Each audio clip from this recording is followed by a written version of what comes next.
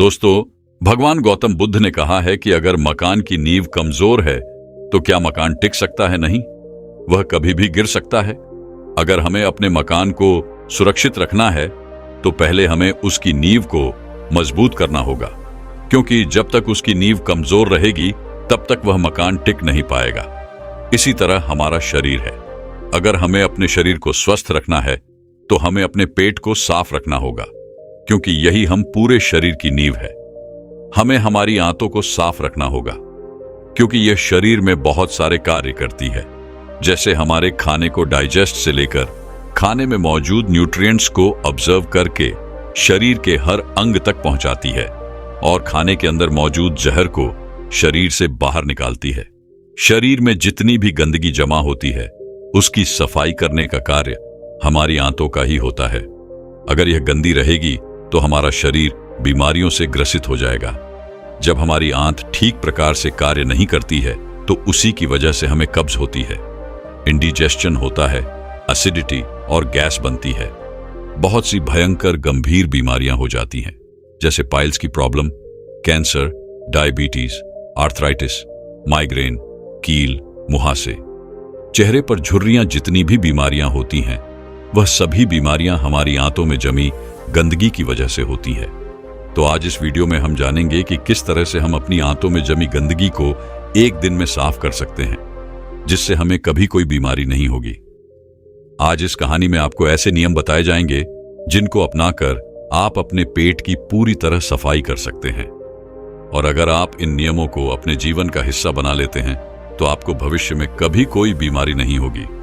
एक गुरु जो आयुर्वेद के बहुत बड़े ज्ञाता थे, वह अपना एक छोटा सा आश्रम बनाकर नदी के किनारे रहा करते थे। उनकी चर्चा नगर नगर फैली हुई थी। इसीलिए एक युवक उनसे आकर बोलता है, गुरुदेव, मैंने आपके बारे में बहुत सुना है। आपके पास सभी समस्याओं का समाधान है। कृपया करके मेरी भी समस्या का समाधान कीजिए। युवक की बात सुनकर वह गुरु उस युवक से कहता है, तुम्हें क्या समस्या है बेटा? तब वह युवक उनसे कहता है, गुरुदेव, मेरे शरीर में अनेक बीमारियों ने घर बना लिया है। मैंने बहुत सारे वेदों के पास जाकर उपचार करवाया है। मैंने अपना बहुत सा धन खर्च किया है, लेकिन अभी तक मुझे राहत नहीं मिली है।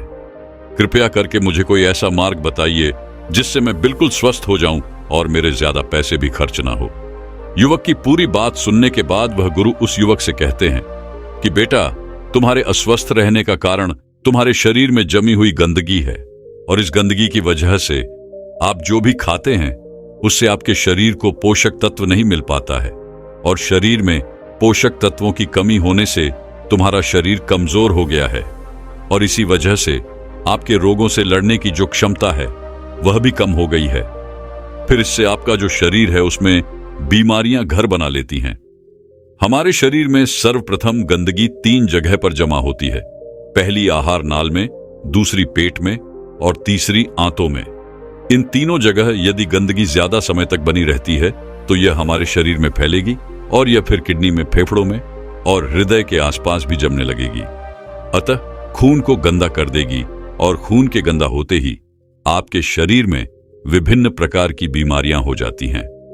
इसीलिए इस गंदगी को साफ करना बहुत जरूरी है। हम जो खाते हैं उसी से गंदगी पैदा होती है। हम क्या खा रहे हैं इस पर ध्यान देने की जरूरत है। हम 2 तरह के खाद्य पदार्थ खाते हैं। पहला वह जो सीधा हमें प्रकृति से प्राप्त होता है, और दूसरा वह जिसे मानव से निर्मित किया जाता है। प्रकृति में प्राप्त फल और सब्जियां हैं, और मानव निर्मित रोटी, पिज्जा, बर्गर, चाउमीन जो कि हमें नुकसान पहुंचा सकते हैं। फिर गुरु उस युवक से कहते हैं कि बेटा, आयुर्वेद में बताया गया है कि जितना समय हमें अपने पेशाब को करने में लगता है उतना ही समय हमें अपने मल को पास करने में भी लगता है। लेकिन आजकल ऐसा नहीं होता है। आजकल जब हम शौचालय में जाते हैं तो लगभग 20 से 25 मिनट लगा देते हैं।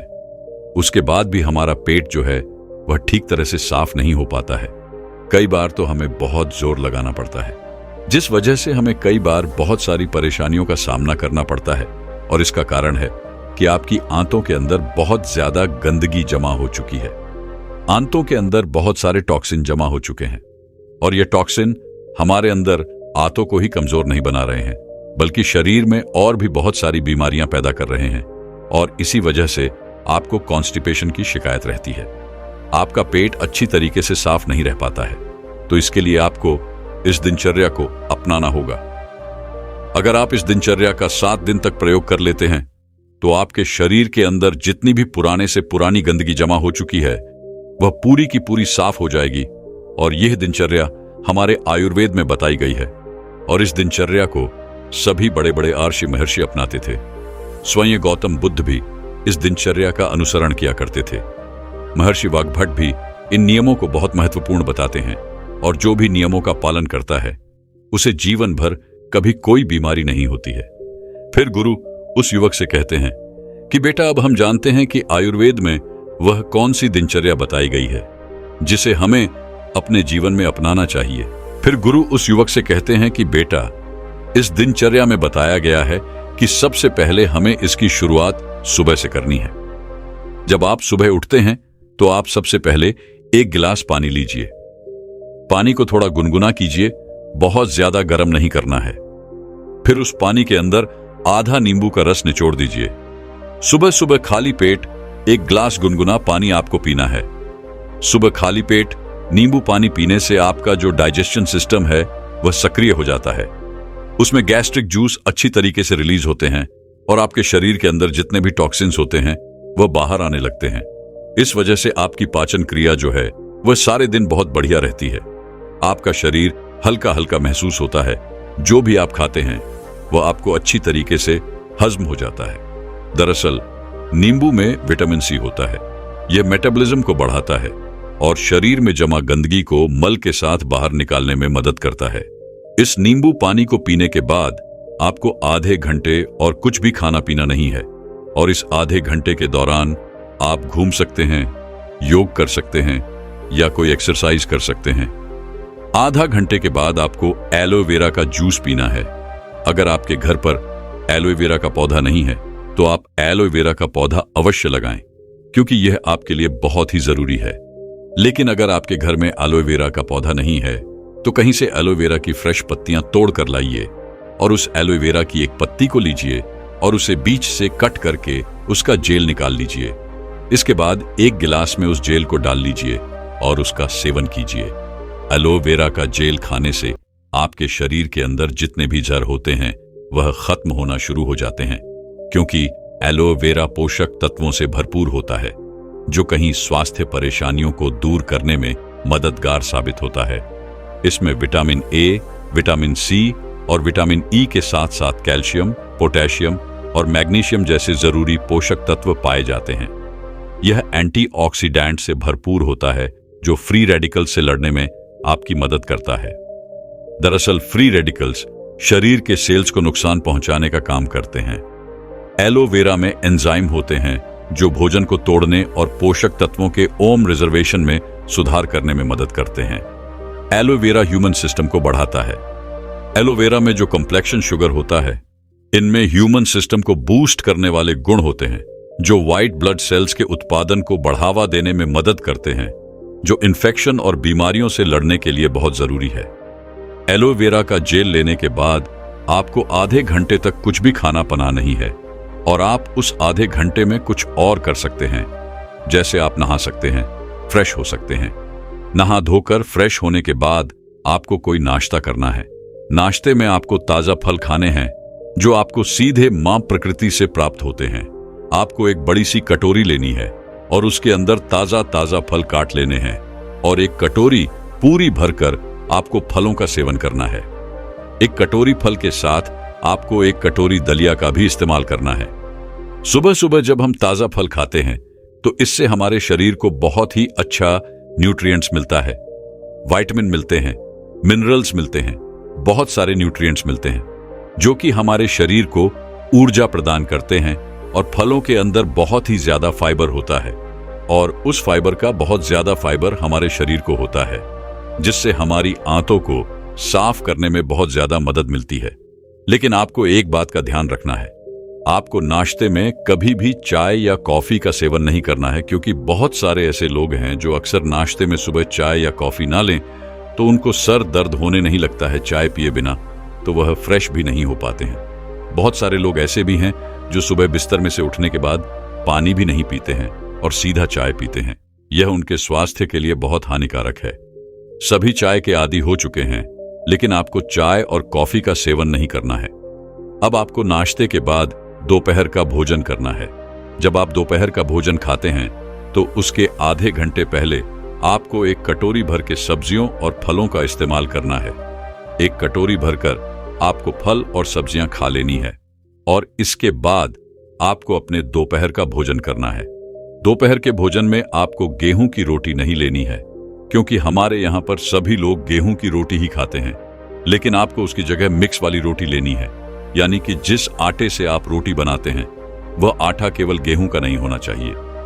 उस आटा में थोड़ा सा आटा आप चने का मिला दीजिए, थोड़ा सा आटा आप जौ का मिला दीजिए, थोड़ा सा आटा रागी का और थोड़ा सा आटा आप बाजरे का मिला दीजिए।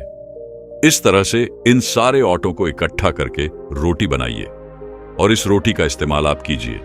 मिक्सर आटे की रोटी आपको बहुत ही ज्यादा फायदा करती है, क्योंकि ये रोटी आपके आंतों के अंदर जाकर चिपकती नहीं है, बल्कि यह आपकी आंतों को साफ करने का काम करती है। क्योंकि जितनी भी चीज हम आटे के अंदर मिलाते हैं वह हमारे शरीर को डिटॉक्स करती है, क्योंकि इनके अंदर कैलोरी कम होती है और फाइबर ज्यादा होता है। इसीलिए हमारे शरीर को फायदा भी ज्यादा होता है। और जो आप गेहूं की साधारण रोटी खाते हैं वह आपकी आंतों के अंदर जाकर चिपक जाती है और अच्छे से हजम नहीं होती है। इसीलिए आपको मिक्सर रोटी लेनी है और उसके साथ आपको कोई भी एक साधारण सब्जी लेनी है और एक कटोरी दाल लेनी है और थोड़े से चावल का भी आपको इस्तेमाल कर लेना है। ये आपके दोपहर का भोजन है और यह सारी चीजें आपको भर भर के न्यूट्रिएंट्स देती हैं। इससे आपको कोई नुकसान भी नहीं होता है। इसके बाद आपको शाम ढलने से पहले जो भी फल और जो भी सब्जियां आपको पसंद है और एक कटोरी भरकर काटकर उसको खा लेना है। फिर सूरज ढलने से पहले आपको भोजन कर लेना है। रात के खाने के अंदर आपको बहुत ज्यादा खाना नहीं खाना है, आपको बहुत ही हल्का खाना खाना है। जितना आप कम खाओगे उतना ही अच्छा आपके लिए रहेगा। अगर आप 4 रोटी खाते हैं तो आप 2 ही रोटी खाइए, और अगर आप 2 रोटी खाते हैं तो आप 1 ही रोटी खाइए, यानी आपको अपने भोजन को आधा कर देना है। जब आप रात को भोजन हल्का करेंगे और कम लेंगे और सूरज ढलने से पहले ही यानी 7 से 8 बजे अपना भोजन कर लेंगे तो आपके शरीर को बहुत सारा समय मिल जाएगा, आपके पेट को बहुत सारा समय मिल जाएगा, जिससे कि वह खुद को अच्छे से साफ कर सकें। आपकी आंतों को समय मिल जाएगा अपने आप को साफ करने का, और जो आपके शरीर के अंदर प्राण शक्ति है वह भी सक्रिय हो जाएगी और हीलिंग का काम करना शुरू कर देगी। आपके शरीर के अंदर जितनी भी टूट फूट होती है, जितनी भी चीजें खराब होती हैं, उन सबको आपकी प्राण शक्ति ठीक कर देती है। लेकिन अगर आप अपना भोजन पेट भर कर लेते हैं तो आपकी प्राण शक्ति पूरी रात भोजन को पचाने में ही लगी रहती है और आपके शरीर में टूट फूट की मरम्मत नहीं कर पाती है। इसीलिए हमेशा इस बात का ध्यान रखो कि जब भी आप सोने जाएं तो आपका पेट पूरी तरह खाली होना चाहिए, ताकि आपकी प्राण शक्ति आपके शरीर की मरम्मत करने में लग जाए, न कि आपके खाने को पचाने में। इसके बाद आपको रात को सोते समय एक चीज और खानी है, क्योंकि ऐसे बहुत सारे लोग हैं जो ये कहते हैं कि अगर हम दिन ढलते ही यानी कि शाम को 6 से 7 बजे के बीच खाना खा लेंगे तो हमें सोते समय भूख लगने लगती है। क्योंकि हम रात्रि को 10 बजे तक जागते हैं तो हमें रात को सोने से पहले आधा ग्लास दूध लेना है, उसमें 1 चम्मच या फिर 2 चम्मच ईसबगोल की भूसी डालनी है। फिर उसको दूध में अच्छी तरीके से मिला लेना है। अगर आपको मीठा दूध पसंद है तो आप उसमें थोड़ी सी मिश्री डाल लीजिए। इसे अच्छी तरीके से मिला लीजिए और इसे 5 मिनट के लिए छोड़ दीजिए, जिससे यह ईसबगोल की जो भूसी है वह फूल जाएगी। उसके अंदर जो फाइबर होते हैं वह अच्छे तरीके से मिल जाएंगे और ये एक खीर जैसे बन जाएगी।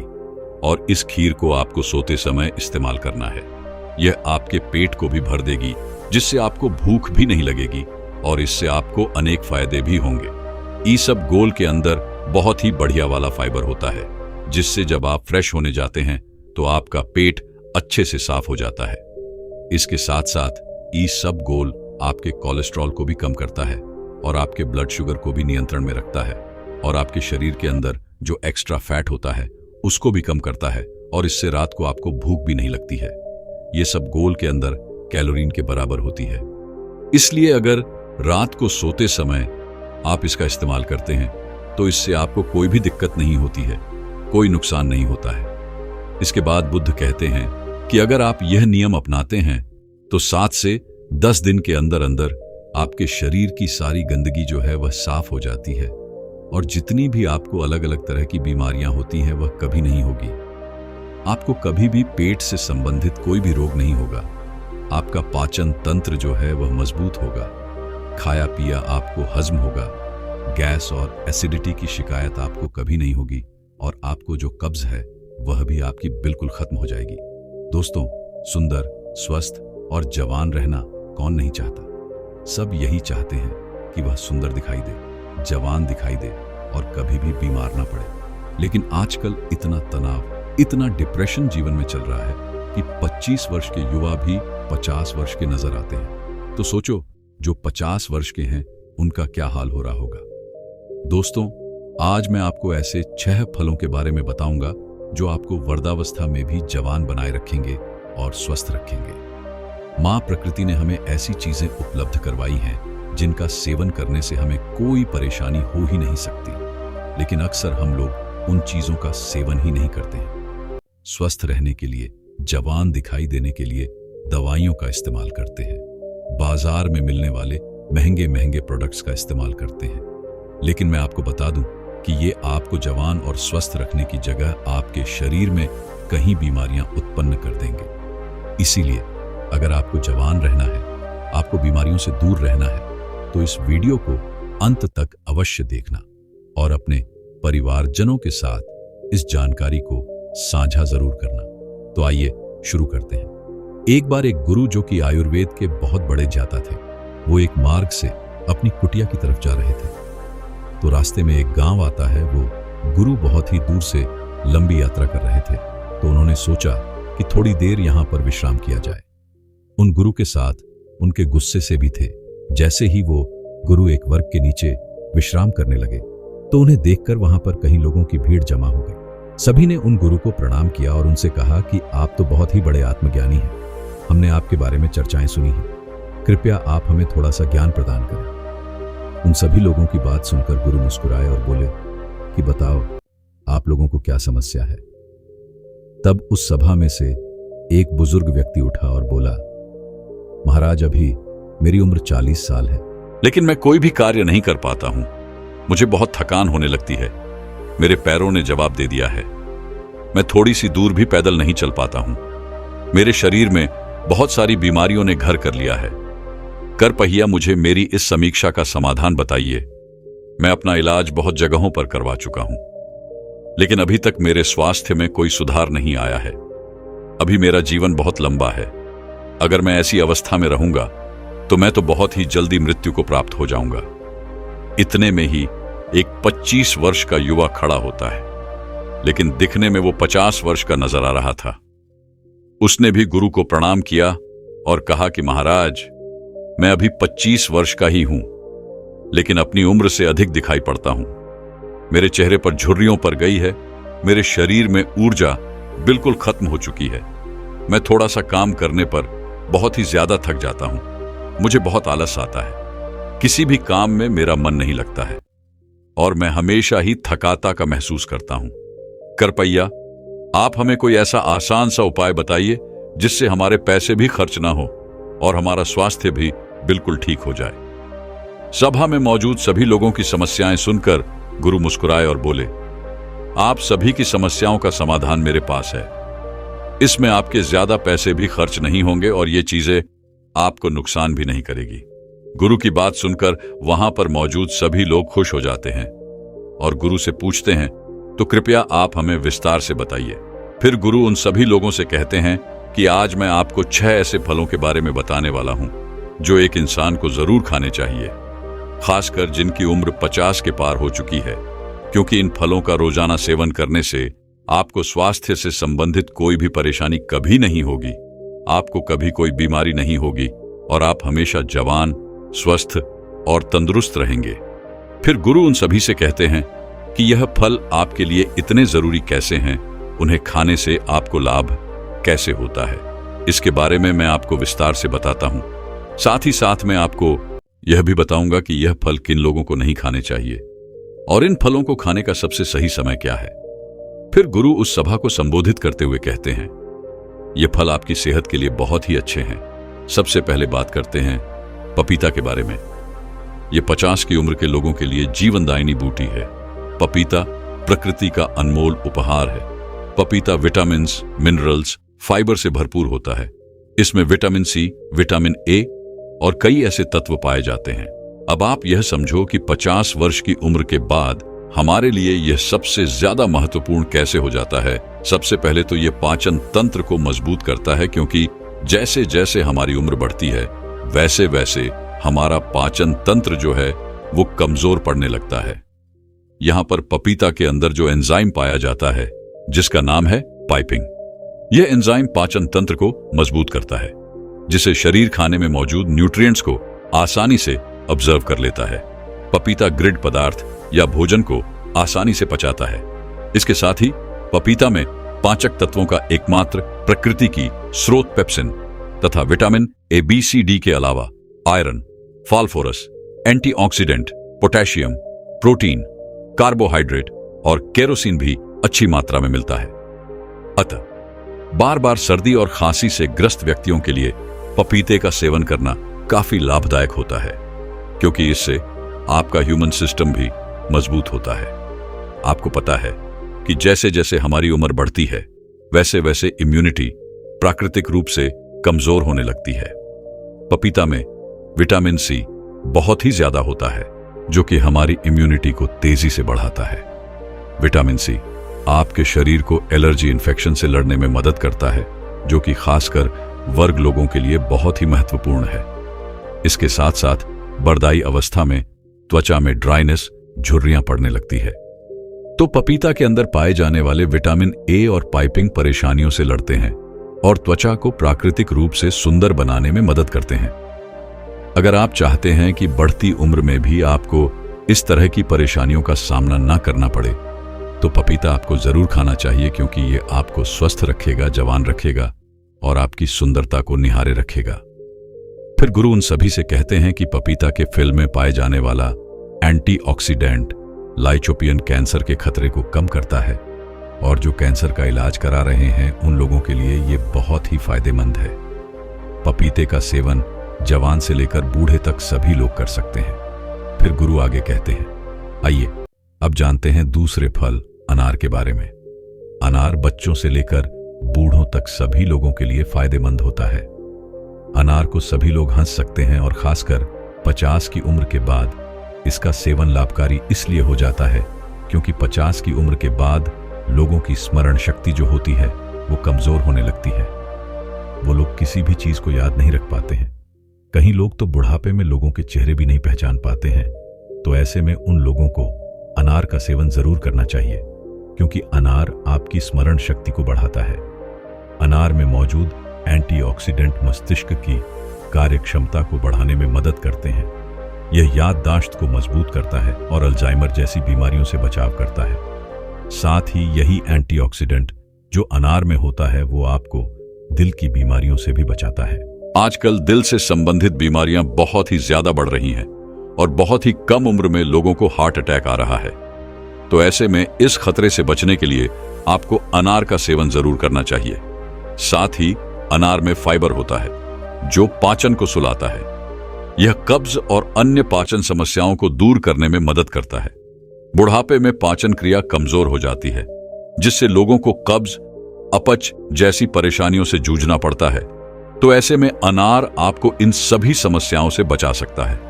ज्यादा उम्र के लोगों में एक समस्या बहुत ही ज्यादा आती है। जैसे जैसे उनकी उम्र बढ़ती है वैसे वैसे उनके जोड़ों में, हड्डियों में दर्द होने लगता है, जिससे वे लोग बुढ़ापे में ही बहुत परेशान होते हैं। लेकिन अनार आपको इस समस्या से भी बचाता है, क्योंकि अनार में एंटी इन्फ्लामेटरी गुण होते हैं जो जोड़ों के दर्द और सूजन को कम करने में मदद करता है, जिससे आर्थराइटिस जैसी समस्याओं से आपको राहत मिलती है। कुल मिलाकर अनाज जो होता है वो आपको हर तरह की समस्या से बचाता है। ये बुढ़ापे में ही नहीं बल्कि आप इसका सेवन आज जवानी में भी करेंगे तो आपको बुढ़ापे में ऐसी कोई भी समस्या नहीं होगी। इसके अलावा अनार खून बढ़ाता है, आपकी रोग प्रतिरोधक क्षमता बढ़ाता है। तो एक अनार का सेवन आपको रोजाना जरूर करना चाहिए। इसके आगे गुरु कहते हैं कि हमारा तीसरा फल है जो सभी को खाना चाहिए, वो है नारियल पानी। देखो, नारियल पानी का इस्तेमाल छोटे से लेकर बड़े तक सभी लोग कर सकते हैं, क्योंकि इसके फायदे सभी के लिए बहुत ही जरूरी है। अगर आप कम उम्र से ही इसका सेवन करते चलेंगे तो आगे चलकर बुढ़ापे में आपको कोई भी दिक्कत नहीं होगी। लेकिन आप बुढ़ापे में इसका सेवन करेंगे तो ये उस समय समस्याओं को रोकने का काम भी करेगा। इसीलिए आप इसका सेवन अभी से ही, जवानी से ही शुरू कर दो, ताकि आपको बुढ़ापे में चलकर कोई भी बीमारी ना हो। नारियल पानी आपके शरीर में पानी की कमी को पूरा करता है। नारियल पानी में बहुत सारा पानी होता है जो आपके शरीर को हाइड्रेट रखता है। बुढ़ापे में अक्सर लोग पानी कम पीते हैं, जिससे उनके शरीर में पानी की कमी हो जाती है। नारियल पानी पीने से ये सारी की सारी कमी जो होती है वो पूरी हो जाती है। जैसे जैसे उम्र बढ़ती है वैसे वैसे इंसान का मेटाबॉलिज्म कमजोर हो जाता है, जिससे वजन बढ़ने की समस्याएं आती हैं। ऐसे में नारियल पानी पीना बहुत ही जरूरी हो जाता है, क्योंकि नारियल पानी में कैलोरी कम होती है, जिससे वजन नियंत्रित रखने में काफी मदद मिलती है। ये पाचन को बेहतर बनाता है और मेटाबॉलिज्म को तेज करता है। नारियल पानी त्वचा के लिए बहुत ही अच्छा होता है। ये त्वचा को हाइड्रेट और चमकदार बनाता है। इसमें एंटीऑक्सीडेंट होते हैं जो त्वचा को फ्री रेडिकल्स से बचाते हैं। फिर गुरु आगे कहते हैं, आइए अब जानते हैं चौथे फल सेब के बारे में। सेब आपकी सभी बीमारियों की दवा है। अगर आप रोज एक सेब खाते हैं तो आपको कभी भी डॉक्टर के पास जाने की जरूरत नहीं पड़ेगी। 50 की उम्र के बाद वाले लोगों के लिए यह इतना महत्वपूर्ण है क्योंकि सेब में फाइबर, विटामिन, न्यूट्रिएंट्स होते हैं जो आपके पूरे स्वास्थ्य को ठीक रखते हैं। सेब खाने से आपकी हार्ट हेल्थ बहुत ही अच्छी रहती है, क्योंकि इसके अंदर जो सेलेबल फाइबर होता है या आपके कोलेस्ट्रॉल को संतुलन करने में आपकी मदद करता है, क्योंकि हाई कोलेस्ट्रॉल हार्ट डिजीज का एक बहुत ही बड़ा फैक्टर होता है, जिससे बढ़ती उम्र में इसका खतरा बना ही रहता है। तो रोजाना अगर आप एक सेब खा लेते हैं तो इससे आपकी हार्ट हेल्थ स्वस्थ रहती है। इसके अलावा सेब आपके वजन को संतुलित करता है। दोस्तों, जैसे जैसे आपकी उम्र बढ़ती है वैसे वैसे मेटाबॉलिज्म धीमा हो जाता है और इसी वजह से वजन को संतुलित करना हमारे लिए बहुत ही मुश्किल होता है। लेकिन सेब एक लो कैलोरी फल होता है और इसमें फाइबर अच्छी मात्रा में पाया जाता है। जब आप सेब खाते हैं तो आप दिन भर ऊर्जावान महसूस करते हैं। इसमें कैलोरी ना के बराबर होती है, जिसकी वजह से आपको वजन को संतुलित करने में मदद मिलती है। इसके अलावा ब्लड शुगर को भी यह संतुलित करता है। सेब आपकी बहुत ही मदद करता है। सेब में मौजूद फाइबर यह आपके शुगर के लेवल को संतुलित रखता है। फाइबर का एक बहुत ही अच्छा स्रोत है, साथ ही साथ यह जल्दी डाइजेस्ट हो जाता है। सेब आपकी कब्ज की बीमारी से भी छुटकारा दिलाता है और पाचन को दुरुस्त रखता है। सेब पोषक तत्वों से भरपूर और विटामिन सी से भरपूर होता है, जो शरीर को फ्री रेडिकल से लड़ने में काफी मदद करता है। शरीर की पुराने से पुरानी बीमारी को यह ठीक कर सकता है। सेब में विटामिन डी भी होता है, जो आपकी हड्डियों के लिए काफी लाभदायक है। सेब खाने के बाद आपकी हड्डियां मजबूत होती जाती हैं। सेब खाने से डायबिटीज कंट्रोल में आता है। इसमें फाइबर और एंटीऑक्सीडेंट भरपूर मात्रा में होते हैं। डायबिटीज मरीजों के लिए सेब काफी ज्यादा फायदेमंद होता है। सेब स्किन और बालों के लिए भी बहुत अच्छा होता है। सेब में पाए जाने वाला विटामिन सी हेल्थी कोलेजन को शरीर में बढ़ावा देता है। इसे स्किन की इलास्टिसिटी और ओवरऑल हेल्थ के लिए काफी ज्यादा अच्छा माना जाता है। एक छोटी सी सेब के बहुत ही ज्यादा फायदे हैं। अगर आप 50 साल के हैं या फिर उससे भी ज्यादा के हैं या फिर 50 साल से कम हैं और आप चाहते हैं कि आपका बुढ़ापा अच्छे से गुजरे और आपको कभी कोई बीमारी ना हो, आप जवान और स्वस्थ नजर आएं, तो आपको एक सेब रोजाना जरूर खाने चाहिए। दोस्तों, मैं उम्मीद करता हूं कि यह कहानी सुनने से आपके जीवन में अच्छे बदलाव आए होंगे। आपको इस वीडियो से क्या सीखने मिला, ये कमेंट करके जरूर बताएं और अपने परिवार, स्विंगल दोस्त या आपके करीब इंसान के साथ यह कहानी शेयर करके उन्हें भी इस जनान से परिचित करवाए। बाकी अगर आपको यह वीडियो दिल से अच्छी लगी हो तो ही इस वीडियो को लाइक कर देना और आपने अब तक इस चैनल को सब्सक्राइब न किया हो तो चैनल को सब्सक्राइब भी जरूर कर देना। आपका हर दिन शुभ हो और खुशियों से आपका जीवन भरा रहे। धन्यवाद। नमो बुद्धाय।